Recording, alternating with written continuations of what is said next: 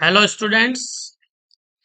आज की क्लास में हम सीपीयू और उसके कंपोनेंट्स के बारे में पढ़ेंगे। जैसा कि हमने पिछली क्लास में पढ़ा, सीपीयू कंप्यूटर सिस्टम का one of the most part होता है। आज उसके बारे में हम थोड़ा विस्तृत जानकारी प्राप्त करेंगे। सीपीयू का पूरा नाम सेंट्रल प्रोसेसिंग यूनिट होता है।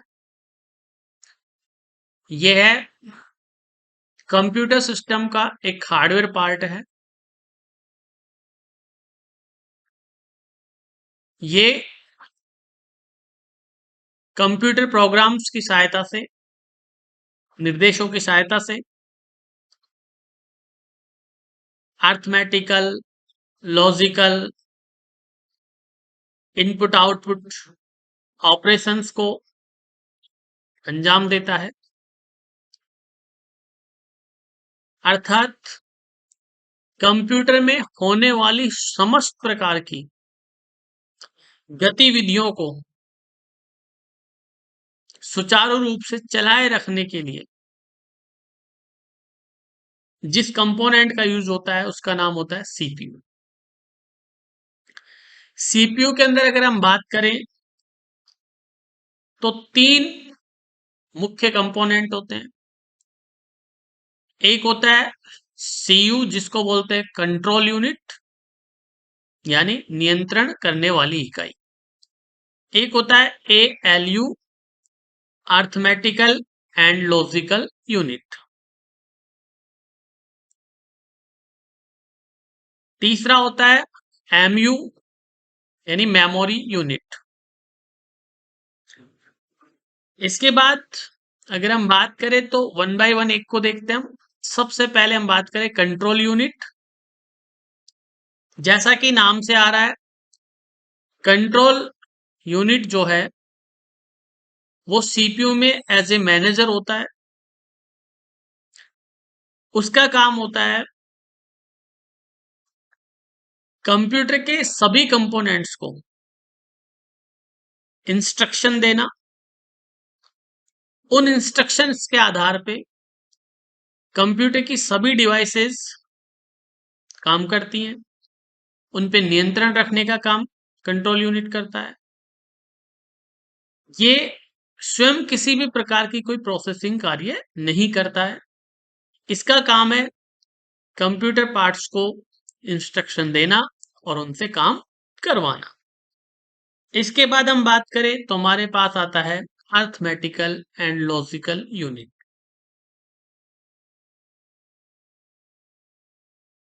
एएलयू जो है उसका काम होता है कंप्यूटर सिस्टम में जितनी भी प्रोसेसिंग के कार्य हैं उन सभी को परफॉर्म करना। ये सारे प्रोसेसिंग कार्य सीयू के द्वारा दिए गए निर्देशों के आधार पे करता है। ये कौन कौन से कार्य करता है? ये अर्थमेटिकल एंड लॉजिकल ऑपरेशंस को देखता है, जैसे डिवीजन है, एडिशन है, सब्ट्रैक्शन है, मल्टीप्लिकेशन है, ठीक है, लॉजिकल कंपैरिजन है, और इस तरीके के और भी जितने भी प्रोसेसिंग के काम होते हैं। इसके बाद अगर हम बात करें तो हमारे पास होता है memory unit. Memory unit computer system के अंदर हम बात करें तो एक खाली स्पेस की तरह होता है। जैसा कि हमने पहले भी बात की, कंप्यूटर में डाटा और इंफॉर्मेशन को रखने के लिए, उनको प्रोसेस करने के लिए जो एक स्पेस की आवश्यकता होती है उसको कहा जाता है मेमोरी यूनिट। बोलचाल की भाषा में हम इसे मेमोरी भी बोलते हैं। सभी प्रकार का डाटा, चाहे वो टेम्परेरी हो चाहे वो परमानेंटली हो, उसको रखने के लिए हम इस मेमोरी का इस्तेमाल करते हैं। हमारा कंप्यूटर सिस्टम जो है वो मेमोरीज को दो तरीके से इस्तेमाल करता है।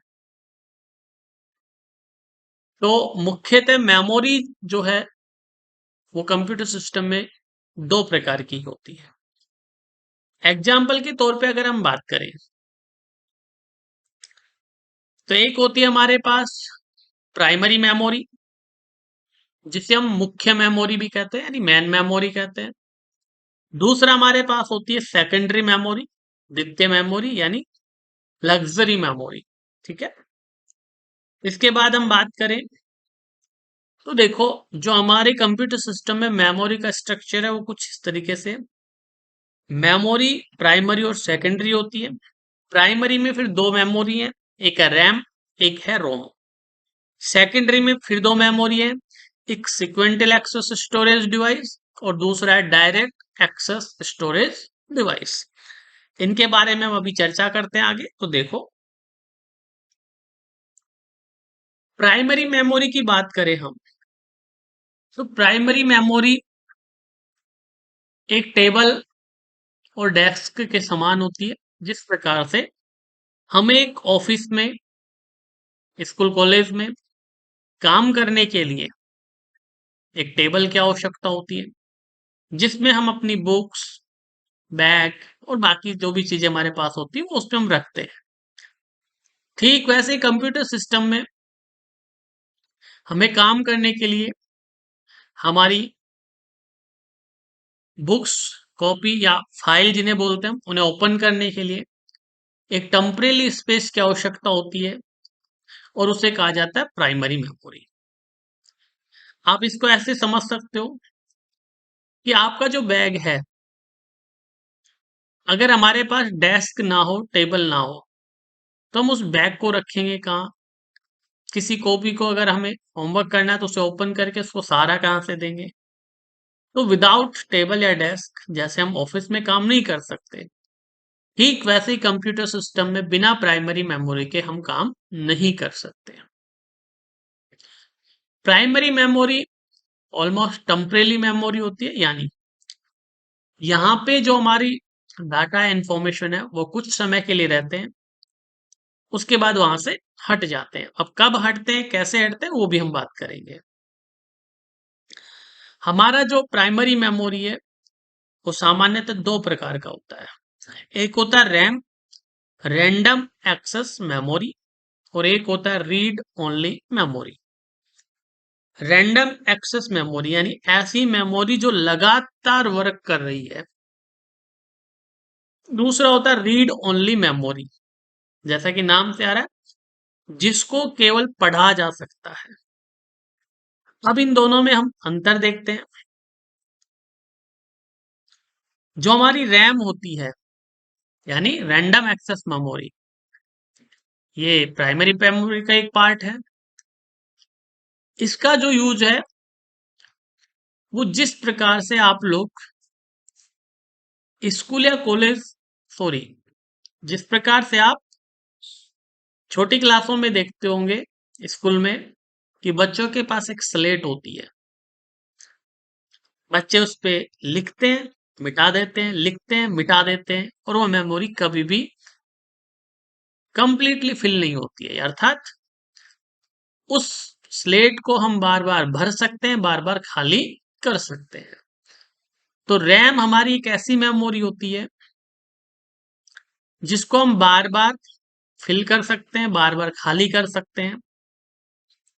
यानी ये डाटा को अस्थायी रूप से अपने पास स्टोर करती है। जब तक हमारा कंप्यूटर सिस्टम चल रहा होता है तब तक रैम पे डाटा होता है। कंप्यूटर सिस्टम के बंद होते ही रैम का डाटा नष्ट हो जाता है, यानी हट जाता है, वहां से क्लियर हो जाता है। इसलिए जो इसका नेचर है वोलेटाइल होता है। जैसा कि मैंने बताया, वोलेटाइल का मतलब यही है कि जब तक काम चल रहा है इस पे डाटा रहेगा, जब काम नहीं हो रहा है इस पे डाटा नहीं रहेगा। इसके बाद हम बात करें तो रैम बहुत तेज गति से काम करने वाली मेमोरी होती है। इसकी स्पीड बाकी अन्य मेमोरीज की तुलना में या सेकेंडरी मेमोरीज की तुलना में बहुत अधिक होती है। कभी आप लोगों ने कहीं पे ऐसा एक चिप सिस्टम देखा होगा, इसी को रैम कहा जाता है। इसके बाद हम बात करें रोम, रीड ओनली मेमोरी। तो देखो जैसा कि आ रहा है, इस मेमोरी में जो इंफॉर्मेशंस होती हैं वो परमानेंट होती हैं, उन्हें हटाया नहीं जा सकता सामान्य तौर पे। अभी एक क्वेश्चन आ रहा होगा, सर ये तो प्राइमरी मेमोरी है, क्योंकि टेम्परेरी होती है, तो परमानेंटली कैसे हुई? तो देखो इसका भी एक कारण है। जैसे अपने साइंस में पढ़े होंगे अपवाद होते हैं, वैसे ये थोड़ा सा यहाँ पे कंफ्यूज करने वाला है, लेकिन हम इसको भी समझते हैं। इसमें जो इंफॉर्मेशन होती है वो परमानेंट स्टोर होती है, उनको हम हटा नहीं सकते हैं। हमारा कंप्यूटर चाहे चल रहा है या नहीं चल रहा है, इसका डाटा रैम की तरह लॉस्ट नहीं होता है। तो सर इस मेमोरी का फिर यूज भी होगा कुछ। इस मेमोरी का जो यूज है वो कुछ इस तरीके से है। अगर हम इसे समझें तो जैसा कि इसके नाम में आ रहा है, रीड ओनली मेमोरी, अर्थात ऐसी मेमोरी जिसको केवल पढ़ा जा सकता है, उसमें लिखा नहीं जा सकता, लिखे हुए को हटाया नहीं जा सकता। तो देखो ये जो मेमोरी होती है ये हमारे कंप्यूटर सिस्टम में जो लगी होती है उसका एक बहुत बड़ा कारण है। जब हमारा कंप्यूटर सिस्टम फर्स्ट टाइम बनकर आता है तो ऑब्वियसली है, हम लोगों ने सुना होगा कि कंप्यूटर को चलाने के लिए सॉफ्टवेयर की आवश्यकता होती है, और हमने ये भी सुना होगा कि सॉफ्टवेयर कुछ प्रोग्राम होते हैं, कुछ इंस्ट्रक्शंस होते हैं। तो जरा सोचो, अगर कंप्यूटर सिस्टम में प्रोग्राम नहीं होगा तो चलेगा ही नहीं, और जब वो चलेगा नहीं तो हम उसमें कोई प्रोग्राम बाहर से इंस्टॉल भी नहीं कर सकते, और उसे चलाने के लिए कंपलसरी है कि उसमें प्रोग्राम या इंस्ट्रक्शंस का होना आवश्यक है। तो रोम एक ऐसी मेमोरी है जिसमें वो सारे इंस्ट्रक्शन पहले से लिखे होते हैं जो हमारे कंप्यूटर सिस्टम को फर्स्ट टाइम स्टार्ट करने के लिए आवश्यक होते हैं। यानी जब जब हम कंप्यूटर सिस्टम को स्टार्ट करते हैं तो हमारा कंप्यूटर सिस्टम प्रोसेस करने के लिए जिन निर्देशों का, जिन प्रोग्राम्स का उपयोग करता है, वो सभी प्रोग्राम रीड ओनली मेमोरी में होते हैं। उसके बाद इसके इंस्ट्रक्शंस की आवश्यकता नहीं होती है, फिर कंप्यूटर के बाकी प्रोग्राम उसको मैनेज करते हैं। इसीलिए ये एक अपवाद के तौर पे, यानी कुछ समय के लिए यूज होती है, इसलिए इसको प्राइमरी में रखा गया, लेकिन इसका डाटा हटाया नहीं जा सकता है, उसे केवल पढ़ा जा सकता है, इसलिए इसको परमानेंट मेमोरी भी कहते हैं। इसके बाद हम बात करें तो हमारे पास है सेकेंडरी मेमोरी। सेकेंडरी मेमोरी का जैसा कि अर्थ निकल के आ रहा है द्वितीयक मेमोरी। अब इसको हम समझ सकते हैं, जैसे देखो हमारे पास जब हम किसी क्लास में पढ़ते हैं, स्कूल में पढ़ते हैं, तो हमारे पास दो तरीके की चीजें होती हैं। छोटी क्लास के बच्चों की बात कर रहे हैं वहां पे। तो देखो एक बच्चों के पास होती है स्लेट, एक होती है कॉपी जिसमें उनको होमवर्क मिलता है। तो देखो स्लेट जैसा कि मैंने बताया एज ए प्राइमरी मेमोरी यानी रैम की तरह, और बच्चों के पास जो कॉपी होती है वो होती है सेकेंडरी मेमोरी की तरह। अर्थात उस मेमोरी में, उस कॉपी में हम कुछ लिख भी सकते हैं जो पेंसिल से लिखा जाता है, और इरेजर की सहायता से उसे मिटाया भी जा सकता है। यानी हम बार बार लिख सकते हैं, बार बार हटा सकते हैं, पहले से लिखा हुआ तो उसे पढ़ भी सकते हैं। तो सेकेंडरी मेमोरी का काम है कंप्यूटर सिस्टम में सूचनाओं को भविष्य के लिए अपने पास सुरक्षित रखना, और जब जब कंप्यूटर सिस्टम को प्रोसेसिंग के लिए डाटा या निर्देश या इंस्ट्रक्शंस या इंफॉर्मेशंस की आवश्यकता होती है, तो ये सेकेंडरी मेमोरी सभी डिवाइसेस को अपनी आवश्यकता के अनुसार प्राइमरी मेमोरी के जरिए निर्देश प्रोवाइड करवाने का काम करती है। क्या हम ये कह सकते हैं कि सेकेंडरी मेमोरी कंप्यूटर सिस्टम का वह स्थान है, वह स्पेस है जहां पे डाटा को भविष्य के लिए सुरक्षित रखा जाता है। इसे हम बार बार पढ़ सकते हैं, बार बार खाली कर सकते हैं, उसमें बार बार लिख सकते हैं। सेकेंडरी मेमोरी को दो भागों में बांटा गया है। एक होता है सिक्वेंटल एक्सेस स्टोरेज डिवाइस, एक होता है डायरेक्ट एक्सेस स्टोरेज डिवाइस। और ये दोनों कैटेगरी इसके डाटा स्टोर करने या इंफॉर्मेशन स्टोर करने के तरीकों के आधार पे इसे बांटा गया है। सिक्वेंटल का जैसा कि अर्थ होता है सीक्वेंस में डाटा को स्टोर करना, और डायरेक्ट का मतलब है सीधा डाटा को स्टोर करना। अब ये कैसे होता है इसको हम आगे एक बार समझते हैं। कुछ स्टोरेज डिवाइसेस जैसे हमारे सामने आएंगी तो उनके एग्जाम्पल के तौर पे हम उनको समझने का प्रयास करेंगे। सेकेंडरी मेमोरीज के कुछ एग्जाम्पल्स हैं, जैसे देखो मैग्नेटिक टेप, जिसको हम कैसेट बोलते हैं। आजकल ये यूज में नहीं आती है, न के बराबर है। पहले आप लोगों ने देखा होगा गाने सुनने के लिए लोग कैसेट का यूज करते थे। एक है मैग्नेटिक डिस्क, जिसे हार्ड डिस्क कहा जाता है। कंप्यूटर सिस्टम में जो लगी हुई सेकेंडरी स्टोरेज होती है, सेकेंडरी मेमोरी होती है, उसका नाम होता है हार्ड डिस्क। एक होती है फ्लॉपी डिस्क, इसका यूज भी आजकल नहीं होता, ये पोर्टेबल होती है, एक सिस्टम से दूसरे सिस्टम में लग जाती इजी वे में। सीडी आप लोगों ने देखी होगी, जिसको कॉम्पैक्ट डिस्क बोलते हैं। डीवीडी डिजिटल वर्सेटाइल डिस्क होती है। पेन ड्राइव देखा होगा आपने, मेमोरी कार्ड देखा होगा, ब्लूरे डिस्क देखी होगी। अभी हम इनके डायग्राम्स देखते हैं, इनके चित्र देखते हैं, तो उनसे हमें समझ में आएगा। ये जो आप देख रहे हैं ये है कैसेट, और पुराने टाइम में गाने सुनने के लिए, मूवी देखने के लिए इसका इस्तेमाल होता था। ये एक सिक्वेंटल एक्सेस स्टोरेज डिवाइस है, अर्थात आपने देखा होगा इसमें जो सूचना स्टोर होती है एक के बाद एक होती है। अर्थात आपने देखा होगा कि पहले कोई एक नंबर का गाना चल रहा है, फिर उसका 2 नंबर चलेगा, फिर 3 नंबर चलेगा, फिर 4 नंबर चलेगा। यानी आप इसका सीक्वेंस तोड़ नहीं सकते। अब कोई ये भी मन में सोच सकता होगा जिसने इसका इस्तेमाल किया होगा, बोले सर हम इसको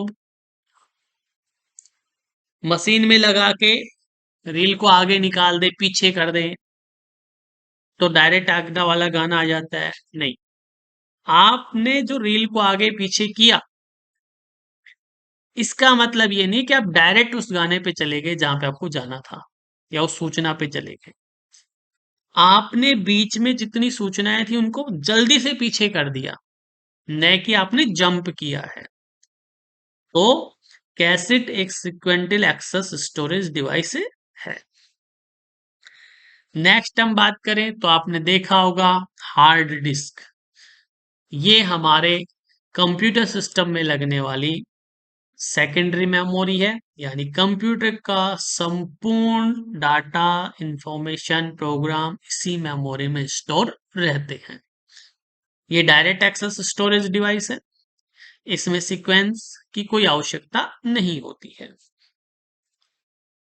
नेक्स्ट हम बात करें तो फ्लॉपी डिस्क। फ्लॉपी डिस्क आपके सामने दिख रही है, इसका इस्तेमाल आजकल नहीं होता है। नेक्स्ट सीडी, आपने देखी होगी कॉम्पैक्ट डिस्क, अभी भी इसका इस्तेमाल होता है, कहीं कहीं पे आपको देखने को मिलेगा, लेकिन ज्यादा नहीं हो रहा है। एक सीडी की जो कैपेसिटी होती है वो लगभग 700 MB डाटा रखने की होती है। उसके बाद हम बात करें तो डीवीडी, एक डीवीडी में लगभग 4.5-5 GB तक का डाटा स्टोर हो सकता है। डीवीडी का पूरा नाम होता है डिजिटल वर्सटाइल डिस्क, यानी इसका यूज मल्टीपर्पज के लिए हो रहा है। मूवीज वगैरह स्टोर भी होते हैं, गाने वगैरह भी होती है, बाकी सूचनाएं भी इसमें स्टोर हो सकती है, और ये भी पोर्टेबल है। नेक्स्ट है हमारे पास पेन ड्राइव। आजकल ये बहुत यूज में आ रहे हैं, आपने देखे भी होंगे। ठीक है, ये यूएसबी टेक्नोलॉजी पे बने होते हैं, यानी किसी भी सिस्टम में आसानी से लगाए जा सकते हैं। इसके बाद हम बात करें, और भी बहुत सारी हमारे पास डिवाइसेस होती हैं जो मेमोरीज कैटेगरी में आती हैं।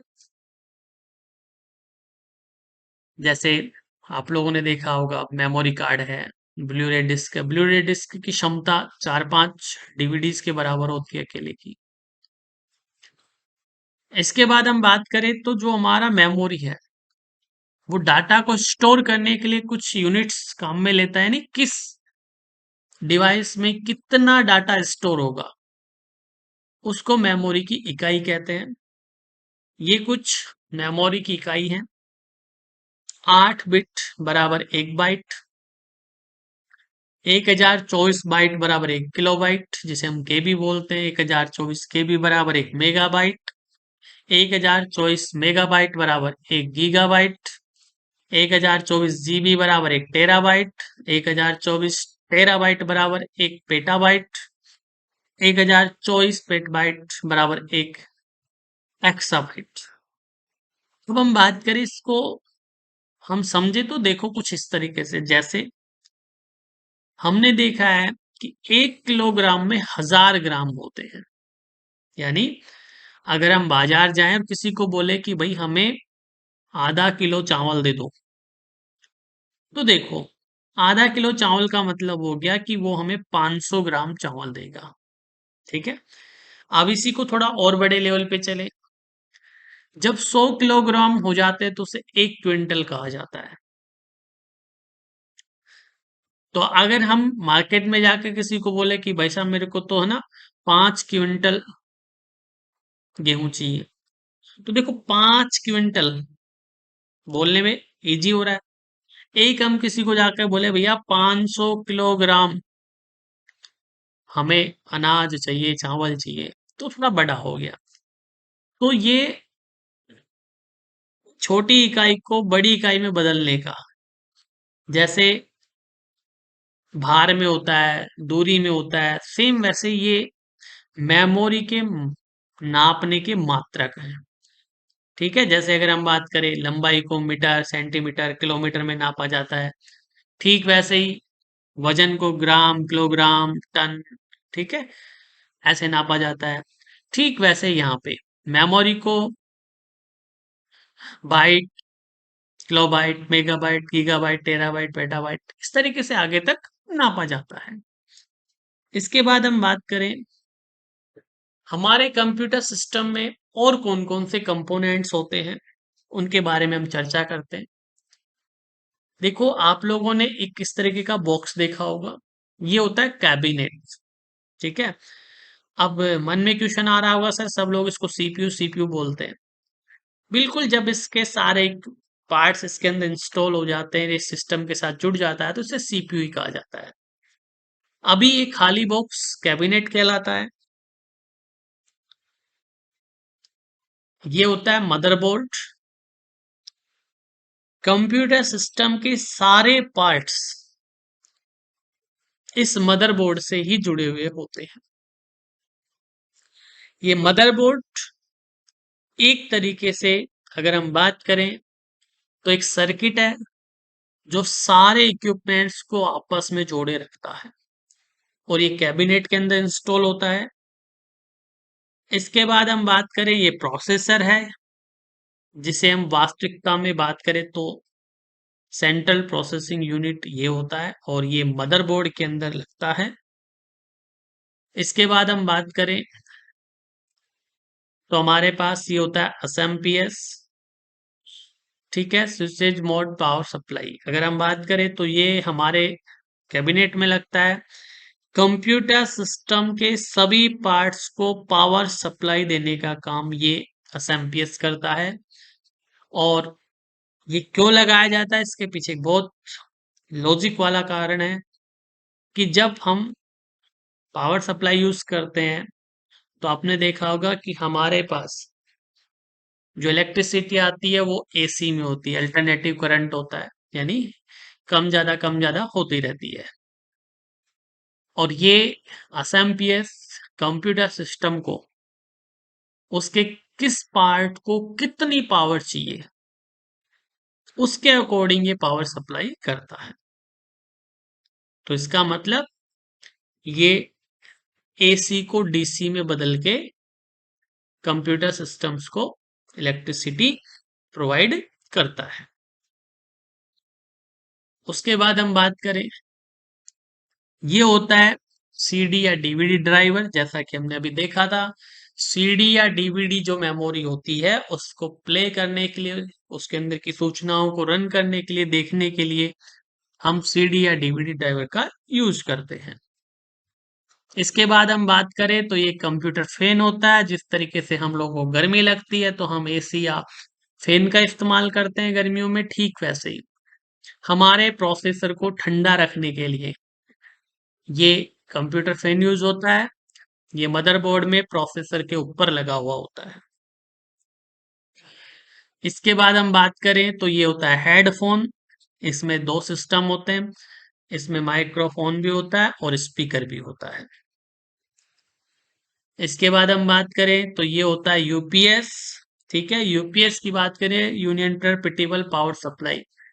आसान भाषा में या समझने के लिए हम बात करें तो छोटा इन्वर्टर।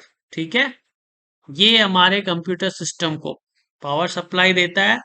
जब इलेक्ट्रिसिटी नहीं आ रही होती है तो कुछ देर के लिए कंप्यूटर सिस्टम को चलाए रखने के लिए इससे पावर ली जाती है। इसके बाद हम बात करें तो आप लोगों ने ये एक डिवाइस देखा होगा, इसका नाम मॉडेम होता है। ये कंप्यूटर सिस्टम को इंटरनेट से जोड़ने के लिए काम आता है। ये कुछ केबल्स हैं जो हमारे कंप्यूटर सिस्टम में इस्तेमाल होती हैं। इसमें यूएसबी केबल है, पावर केबल है, डिस्प्ले केबल है। ठीक है, और मदरबोर्ड को एसएमपीएस से जोड़ने के लिए, जैसे कि हम देख लें एक बार, ये हमारे पास यूएसबी केबल है। ये मदरबोर्ड और एसएमपीएस को जोड़ने के लिए, या एसएमपीएस से किसी दूसरे उपकरण को जोड़ने के लिए। ये हमारे पास एक डाटा केबल है जो मदरबोर्ड या हार्ड डिस्क को जोड़ने के लिए काम आती है। ये एक हमारे पास ग्राफिक्स केबल है, डिस्प्ले केबल है, यानी सीपीयू को मॉनिटर से जोड़ने के लिए काम आती है। ये एक पावर केबल है जो सीपीयू को मॉनिटर से जोड़ती है। ये हमारा एक पावर केबल है जो यूपीएस से सिस्टम को पावर देता है। तो आज की क्लास में इतना, अगली क्लास में हम फिर मिलेंगे।